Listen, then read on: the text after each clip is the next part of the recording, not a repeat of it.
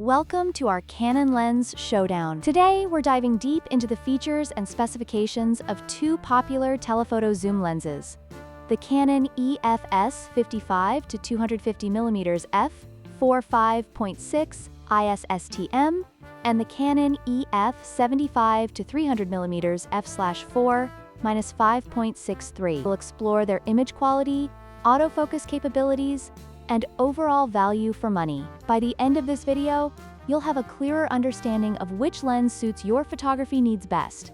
Let's get started. One of the standout features of the Canon EFS 55-250mm is its image stabilization, which allows for sharper images, especially in low light conditions or at longer focal lengths. With up to 4 stops of stabilization, this lens significantly reduces camera shaking. In contrast, the Canon EF 75-300mm does not feature image stabilization, which may lead to less stable shots, particularly when shooting handheld. This is a crucial consideration for photographers who often shoot in challenging lighting conditions.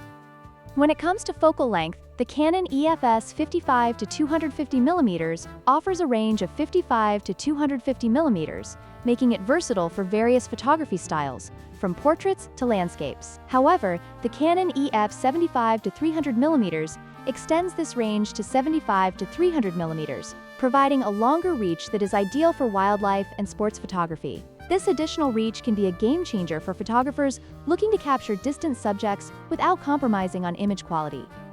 The autofocus system is another critical aspect to consider. The Canon EFS 55-250mm utilizes a stepping motor, STM, for its autofocus, providing fast and quiet focusing, which is particularly beneficial for video recording. On the other hand, the Canon EF 75-300mm uses a standard autofocus system, which may not be as quick or silent, potentially affecting your shooting experience, especially in quiet environments.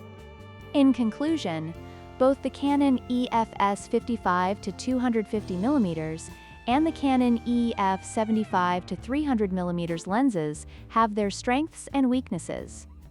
The 55-250mm is ideal for those who prioritize image stabilization and quiet autofocus, while the 75-300mm offers a longer focal length for more distant subjects.